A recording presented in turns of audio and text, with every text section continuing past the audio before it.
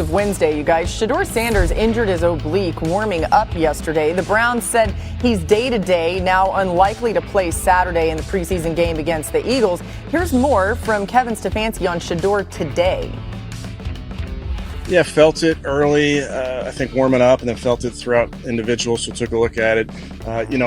If it's a right guard, you can play through that. When it's a quarterback, you kind of need that muscle to throw. So unfortunately, going to put him down for a little bit here. We'll treat it day to day and see how he responds, but want to be smart because he's a thrower, so you can't push that thing. So could it be a situation where Tyler might play the whole game if it comes to that? Everything's on the table. We'll see. Yeah, that was Tyler Huntley, by the way, if you're keeping track of all the Browns quarterbacks. Marcus, how do you think this injury for Shedeur, we love Snoop, how does this injury for Shedeur, though, factor into how the Browns are trying to manage their quarterback room?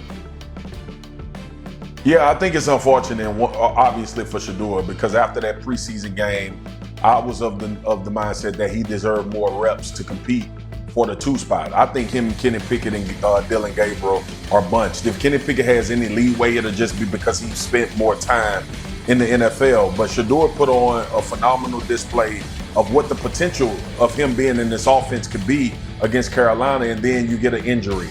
Now, here's the caveat, though. The injury shouldn't cost him his opportunity when he gets back, because it didn't cost the other 2 guys. He didn't move up to the second quarterback on that depth chart after that performance, after 2 other guys were injured. So when he gets back, I think everybody is still in this conversation for who will be Joe Flacco's backup, and he'll need to continue to put his best foot forward as he moves forward and gets healthy. But getting healthy is the most important thing right now. Yeah, it's a valuable point. Marcus mentioned the injuries to this QB room. Graz, what can you tell us more about the health of the quarterbacks for Cleveland?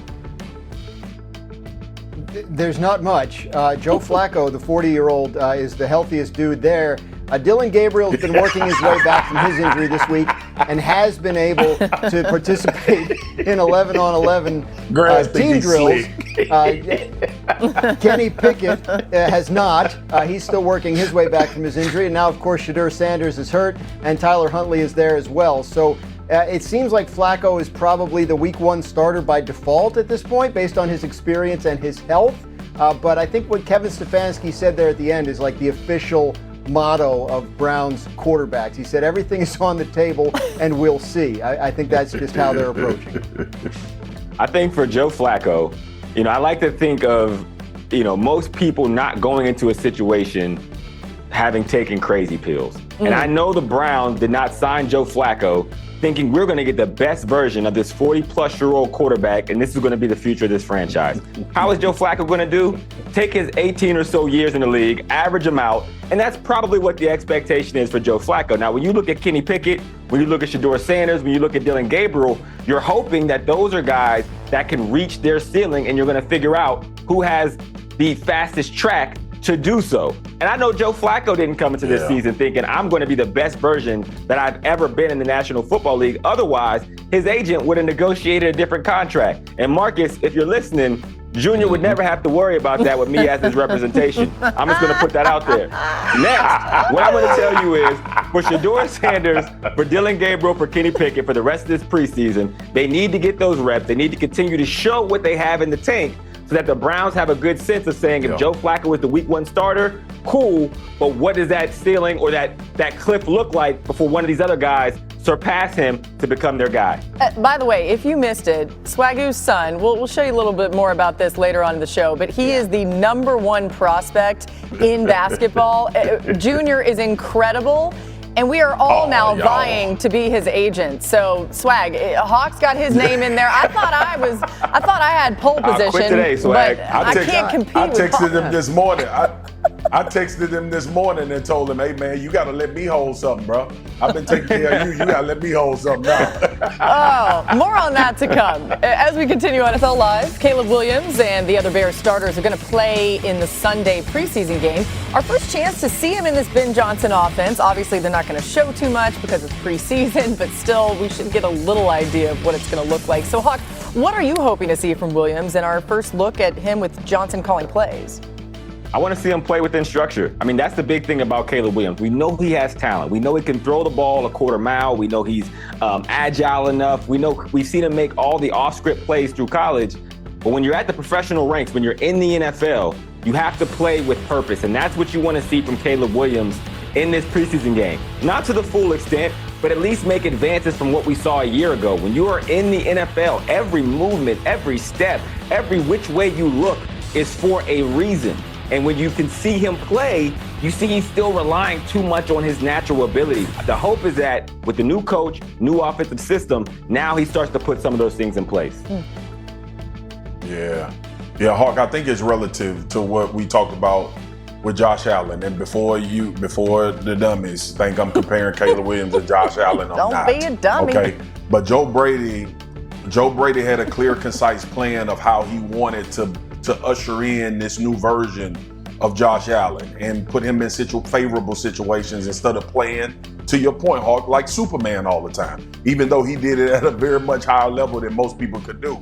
This is Ben Johnson's task for Caleb Williams, is to confine him but not limit his ability and find ways in order to make this dude as dangerous playing in structure as he would be making those off-script, off-schedule plays. And when you think about young quarterbacks, I remember Dan talked about this a few years ago with Mahomes. For as good as Mahomes was playing and going to Super Bowls and winning them, he was like, there's room for Pat to be more of a pocket guy and stay a little bit more steady and deliver the football from those normal spots. And then Pat acknowledged that. So again, I think coaches do well in the way with guys like this, especially in order to wrangle them in, but not take away what they do at a very high level. And hopefully Caleb can grasp what Ben Johnson is trying to get him to do and then become that more efficient passer and quarterback like you mentioned, Hawk.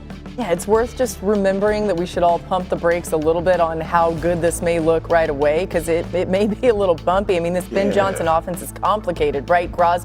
What have you heard about the dynamic between Johnson and Williams so far in camp?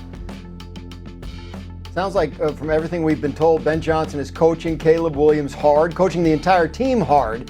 You know, very demanding and precise in practice. If you make a mistake, we're going to do it again, you know, until you get it right. I think they want to see how much he can take and then sort of dial back as the season comes closer and say, we'll build the offense around what he does well, what he feels comfortable in. So, all that said, it could look bad this weekend.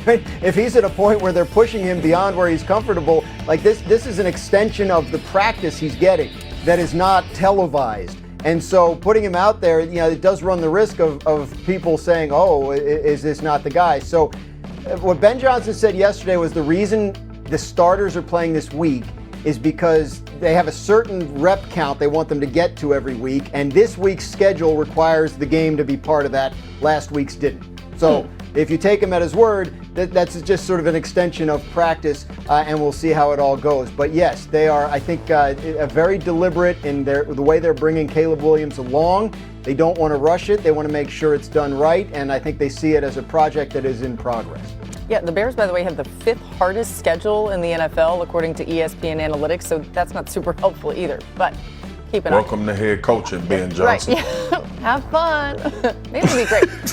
Drake May struggled when targeting wide receivers last season. Let's talk a little bit more about him as we look for another jump from another quarterback. He ranked last in pass yards per game when throwing to them and averaged the 4th fewest yards per attempt. He also ranked toward the bottom of the league in QBR and touchdown interception ratio. The Patriots got wide receiver help this offseason by adding Stephon Diggs and Mac Hollins, as well as drafting Kyle Williams.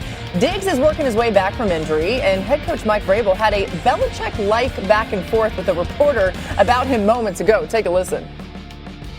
Oh, he's not sure about his readiness for week 1. Did you really believe that, Phil? I mean, you're a smart guy. I don't know where you went to school. It wasn't Ohio State, but do you really believe that? Do you really believe that, Phil, or are you just trying to bait me into something? I'm not baiting you. Okay. He did say he wasn't sure he'd be ready for week 1. Is there any doubt in your mind? I don't know the context in which he